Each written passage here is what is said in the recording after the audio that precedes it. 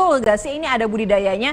Kita akan berbincang ini bersama Serma Sukma Sonagar selaku Babinsa Desa Bantar Kuning yang ternyata membudidayakan maggot dan bahkan ada potensi keuntungannya juga nih dari maggot itu. Selamat siang, Sampurasun.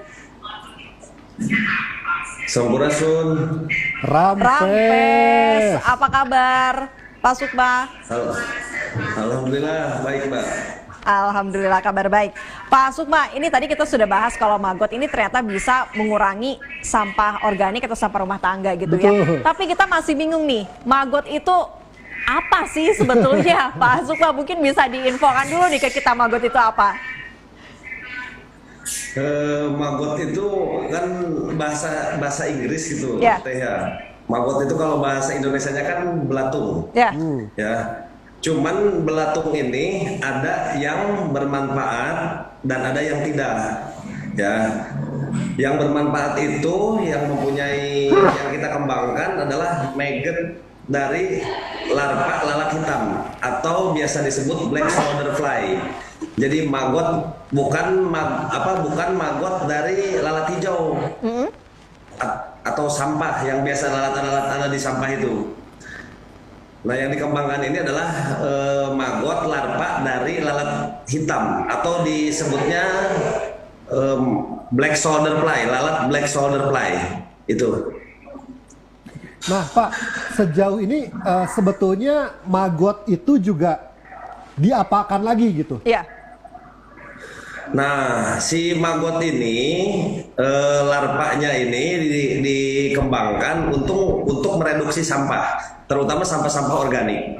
Setelah dia siklusnya sampai di 15 sampai 17 hari, si maggot ini bisa dimanfaatkan sebagai sumber protein karena larva lalat hitam ini mempunyai kandungan protein kasar itu sebesar 35 sampai 45%. Jadi bisa mensubstitusi sebagai pakan ya, terutama pakan unggas.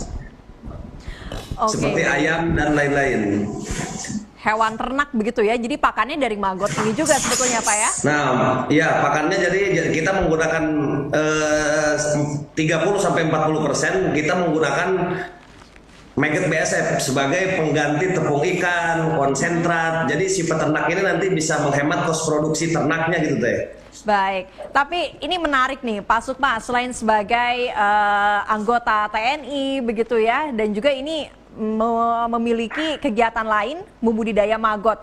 Sebetulnya alasan dibalik dipilihnya kegiatan budidaya maggot yang dipilih oleh Pak Sukma sendiri apa alasan dibalik itu semua, Pak?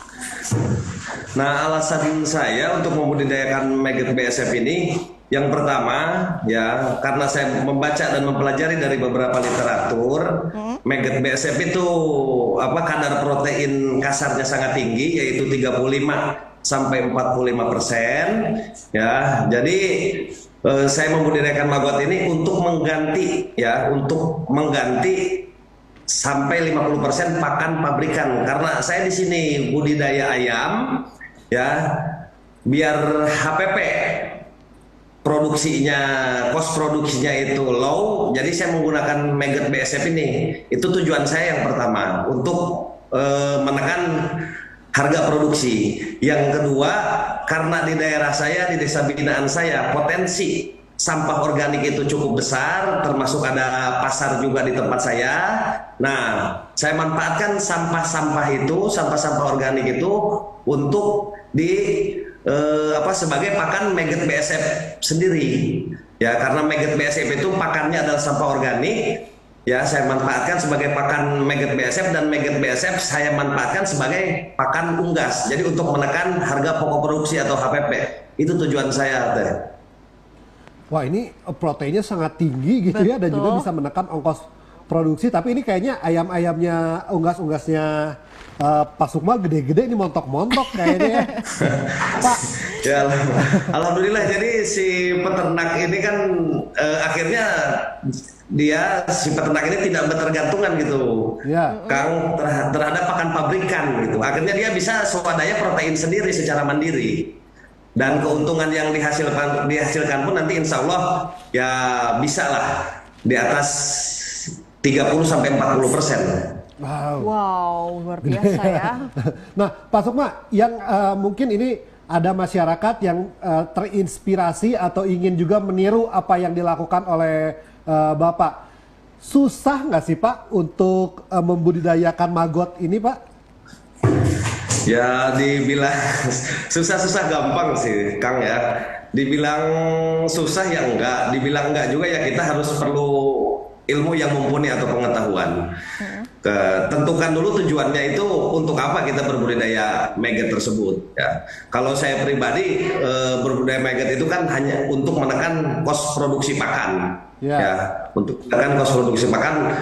Tetapi alhamdulillah efek yang ditimbulkan lingkungan jadi bersih. Dan yang paling utama, alhamdulillahnya di sini maggot BASF ini kan ada hasil residu, yaitu feses maggot itu sendiri. Ternyata feses maggot itu sendiri kita bisa manfaatkan juga untuk pertanian. Jadi peternakan pertanian akhirnya dengan si maggot BASF ini bisa terintegrasi. Kita tidak mengeluarkan kos berlebih untuk mengerjakan pertanian dan peternakan. Oke, baik. Ini tentu harus dibahas dengan detail ya. Tahapan budidaya maggotnya yang betul, begitu prosesnya supaya mungkin hasilnya juga bisa sesuai dengan diharapkan. Ini seperti apa Pak yang dijalani atau dilakukan oleh Pak Sukma? Ya, saya menjalankan tentunya sebelum mulai kita harus observasi dulu. Karena maggot BASF itu pakan utamanya adalah sampah organik.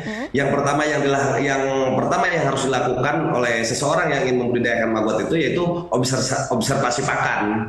Ya, observasi pakan di lingkungan sekitar ada tidaknya tersedia untuk pakan maggot tersebut. Jangan sampai karena kita tujuan tadinya untuk menekan HPP produksi ternak kita dengan cara berbudidaya maggot, karena tidak adanya sumber sampah organik di sekitar lingkungan, malah nanti biayanya jadi bengkak. Ya. Oke. Nah, untuk mendapatkan apa mungkinnya disebut bibit atau benih atau bibit. Awal mulanya lah ya. Awal mulanya. Telur ya? disebutnya. Telur dari mana itu, Pak? Dapatnya, Pak? Nah, itu telurnya kan sekarang di online juga sudah ada, sudah banyak pembudidaya dari Sabang sampai Merauke. Perkumpulannya juga sudah ada. Cuman kalau saya sendiri dulunya itu belajar dari koloni BASF Indonesia. Ya. Untuk mulainya bisa beli online, banyak lah yang jual telur maggot BASF itu. Nah, Pak, setelah beli telurnya atau akan beli telur, apa yang harus disiapkan? Apakah ada satu tempat minimal ukurannya atau bagaimana mengurus tempatnya nih? Nah, jadi setelah kita ada telur, kita tetaskan telur tersebut. Di bawahnya itu harus ada sampah organik semacam buah busuk. Pokoknya sampah-sampah organik, nasi bekas dan lain-lain. Nah, nanti si telurnya ini kan menetas menjadi larva. Larva itu prosesnya 1 sampai dengan 18 hari. 1 sampai dengan 18 hari itu terus kita kasih sampah organik. Ya, setelah 18 hari baru kita bisa panen maggot si larva tersebut. Ya, bisa kita panen. Nah, setelah itu silakan apakah mau menjual maggot itu sendiri, apakah maggot fresh itu bisa untuk ayam, apakah maggot itu bisa dijadikan pasta, apakah bisa dijadikan tepung juga, itu nanti terserah pembudidayanya Kang. Setelah maggot itu panen di usia 18 hari. Oke, baik. Ini tadi disampaikan juga di awal maggot itu mungkin samalah dengan belatung begitu ya. Tapi sebagian besar masyarakat pasti kan merasa jijik begitu ya Pak ya dengan belatung. Mungkin takut ada bau yang menyengat dan lain sebagainya. Ketika budidaya maggot ini ada nggak Pak menimbulkan bau yang menyengat, tidak sedap dan bahkan mungkin mengganggu ke lingkungan sekitar pada saat awal-awal kita memulai budidaya maggot Pak? Nah, perlunya observasi di saat seseorang mau membudidayakan maggot itu di situ teh. Ya, jadi kita perlu kelihayan khusus ya, pengetahuan khusus supaya gimana caranya kandang disebutnya biopon ya. Tempat hidupnya maggot itu selama kita budidayakan 1 sampai 18 hari itu disebutnya biopon. Bagaimana dari biopon itu kita kasih sampah ya sampah organik yang notabene sudah busuk dan lain-lain, tetapi tidak menimbulkan bau gitu. Itu ada treatment khusus ya. Tiap-tiap pembudidaya itu beda caranya. Kalau saya sendiri itu saya menggunakan larutan nitrobakter untuk menghilangkan bau-bau tersebut. Jadi selama ini alhamdulillah di tempat saya budidaya, baik ke masyarakat, lingkungan sekitar, itu tidak menimbulkan bau dan malah mereka mendukungnya dengan cara gimana? Sampah-sampah organik dari rumah tangga, ibu-ibu, emak-emak itu sering nyerahkan ke kandang kami gitu. Daripada mereka buang ke sungai kemana, itu sering diserahkan ke kita. Jadi kita dapat sampah gratis, sampah itu akhirnya menjadi berkah buat kita sendiri gitu, Pak. Oke, ini di visual sedang ada menabur apa ini Pak? Bisa dijelaskan Pak secara di visual? Nah, ini adalah feces maggot ya. Feces atau kotoran maggot itu sendiri. Jadi saat kita membudidayakan maggot, residunya yaitu limbahnya kotoran maggot itu sendiri. Nah, si kotoran ini juga bisa untuk memupuk tanaman ya, sayur-sayuran, buah-buahan, itu bisa kita hanya dengan menggunakan pupuk tunggal, feces atau kotoran maggot itu sendiri, insya Allah tumbuhan itu bisa berkembang secara baik gitu, Mas. Wah, ini berarti maggot ini sangat bermanfaat ya, Mel? Betul. Selain bisa memakan yang organik gitu ya, sampah-sampah organik, ternyata si fesesnya pun sangat berfungsi untuk menjadi pupuk organik. Jadi gitu. betul-betul semuanya ada fungsinya ya, gitu dari semuanya. si maggot ini ya. Tapi Pak, kalau lihat potensi keuntungannya, karena Pak Sukma juga membudidayakan ayam gitu ya tadi ya. Ini potensi keuntungannya lebih banyak mana, lebih besar mana Pak? Ayam atau maggot Pak? Itu tergantung link kita pemasaran ya. Kita bermain dua, saya bermain dua, 50% maggot itu saya pakai untuk bermain di bidang maggotnya, yang 50% untuk ke ternak saya sendiri. Jadi saya tetap bermain dua, itu tergantung manajemen kita lah, masalah tentang keuntungan-keuntungan tersebut. Tapi insya Allah setelah bahwa ternak itu 50% bisa lepas dari pakan pabrikan, alhamdulillah, bukan menjamin sih, tetapi ya 20 paling minimal, maksimal di angka 40% ternak kita itu insya Allah pasti untung gitu. Waduh. Jadi kalaupun kita membudidayakan apapun, kalau ada maggot, insya Allah pasti untung begitu ya Pak ya? Betul, tadi Bisa ada jadi inspirasi nih. ada kuncinya, kita tidak tergantung sama perusahaan pakan. Jadi apapun yang terjadi, mau harga naik, cuek aja karena udah kita punya pakan sendiri yang justru lebih kaya protein begitu ya. Mau tepung ikan harganya naik karena impor dan lain-lain, kita nggak berpengaruh, kita santai aja. Selama maggot itu ada, kita santai dan bisa tidur nyenyak. Ya karena kebutuhan protein ternak biasanya gede kalau misalkan nggak dari maggot. Nah Pak, sejauh ini apakah pernah gagalnya? Biasanya dulu waktu gagal karena apa nih Pak? Bisa sharing juga Pak? Nah, 2000, jadi itu Mas, orang kadang-kadang saya belajar maggot itu dari 2017 ya, sekarang udah 2023, merasa belum berhasil 100%, Mas. Pernah dulu kegagalan-kegagalan, yaitu salah satunya yaitu bau ya.